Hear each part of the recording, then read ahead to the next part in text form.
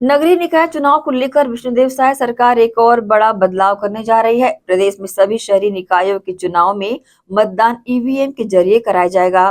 सरकार ने इसके लिए मन बना लिया है। इसके साथ ही इसकी तैयारी शुरू कर दी गई है। इसे लेकर उप मुख्यमंत्री अरुण साव ने शुक्रवार को बताया कि चुनाव आयोग इस दिशा में काम कर रहा है कि ईवीएम से नगरीय निकाय चुनाव हो। डिप्टी सीएम अरुण साव ने कहा कि 2014 में नगरीय निकाय चुनाव ईवीएम से हुए थे। 2019 में कांग्रेस ने बैलेट पेपर से चुनाव कराया था। उन्होंने कांग्रेस पर निशाना साधते हुए कहा कि ईवीएम को लेकर बार 2500 बार माननीय सर्वोच्च न्यायालय व अन्य संस्थाओं ने बहुत स्पष्ट रूप से कहा है कि ईवीएम में किसी भी प्रकार की छेड़छाड़ की कोई गुंजाइश नहीं है। पर ये विपक्षी दल खासकर कांग्रेस पार्टी अपनी जिम्मेदारी से बचने के लिए लगातार ईवीएम पर ठिकरा फोड़ते हैं। चुनाव आयोग इस दिशा पर काम कर रही है। कोशिश हो रही है कि ईवीएम पर चुनाव हो और इसके लिए चुनाव आयोग तैयारी कर रही है और हर संभव कोशिश होगी कि नगरीय निकाय के मतदान जो है वो ईवीएम से ही हो।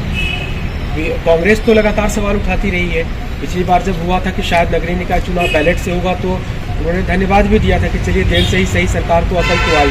अब फिर वो लेकिन ये 2014 में ईवीएम से हुआ था, पर इन्होंने बैलेट पेपर से 2019 में चुनाव कराया था। ईवीएम की जांच और उसकी टेस्टिंग इंजीनियर्स बुलाकर करने पड़ेंगे। वो एक्सरसाइज हो रहा है। यदि संभव हुआ तो निश्चित रूप से ईवीएम से चुनाव होगा। ईवीएम को लेकर बार बार 2500 बार माननीय सर्वोच्च न्यायालय ने, अन्य संस्थाओं ने ये बहुत स्पष्ट रूप से कहा है कि ईवीएम में किसी तरह की छेड़छाड़ की कोई गुंजाइश नहीं है। पर ये विपक्षी दल और विशेषकर कांग्रेस पार्टी अपनी